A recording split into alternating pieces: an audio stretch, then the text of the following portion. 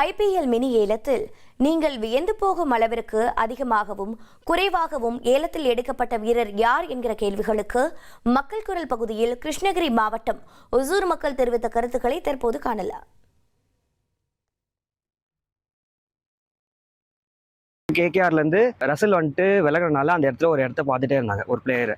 அப்படி பார்க்கும்போது அது கேமரான் கிரீன் தான் கரெக்டாக இருந்தார். அதனால அவரை வந்துட்டு எடுத்தாங்க.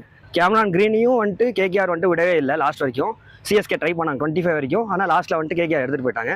இந்த முஸ்தபிசர் ரஹ்மானி அப்படி தான் 8 crores வரைக்கும் சிஎஸ்கே ட்ரை பண்ணாங்க. பட் ஆனால் அவங்க விடவே இல்லை. 9.20க்கு வந்துட்டு திரும்பி முஸ்தபிசர் ரஹ்மானியும் கேகேஆர் எடுத்துகிட்டு போயிட்டாங்க. இப்போ நம்ம உள்நாட்டு வீரர்கள் 2 பேர், கார்த்திக் சர்மா அப்புறமா பிரசாந்த் வீர், அவங்க 2 பேர்த்தையும் எடுத்திருக்கிறாங்க. ஆக்சுவலாக அவங்க திறமையினால அவங்க எடுத்திருக்காங்க. ரொம்ப தகுந்த விஷயம். அப்புறம் ஆக்சுவலாக கார்த்திக் சர்மா வந்து விக்கெட் கீப்பர், அப்புறமா ஆல்ரவுண்டரு.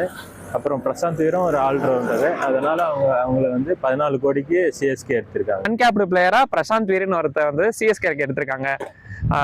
14.5 கோடிக்கு எடுத்திருக்காங்க. இது நல்ல பிக் தான் அவங்களுக்கு. லெஃப்ட் ஆர்ம் ஸ்பின்னர் ஜடேஜா வந்து ராஜஸ்தான் ராயல்ஸ் போயிட்டாரு. அது இல்லாமல் ஆல்ரவுண்டரும் அவர் நிறைய யூபி லீக்ல வந்து நிறைய அடிச்சிருக்காரு லெஃப்ட் ஹேண்டரா. அதனால வந்து நல்ல பிக். போன அளவுக்கு பார்த்த பிளேயர்னா கேமரன் கிரீன் தான். இந்த மாதிரி இன்டர்நேஷ்னல் பிளேயர்ஸ் எல்லாம் பெரிய வேலைக்கு போகிறது ஆச்சரியம் ஒன்றும் கிடையாது. ஆனால் இப்போ பார்த்தீங்கன்னா நம்ம இந்தியன் பிளேயர்ஸ், அதுவும் அவங்கெல்லாம் பெரிய கோடியில் போகும்போது அது ஒரு பார்க்குறதுக்கு நல்ல ஒரு சந்தோஷமாக இருக்குது. அதுலேயும் ஆர்சிபி ஒரு செம்ம பிக் எடுத்தாங்க.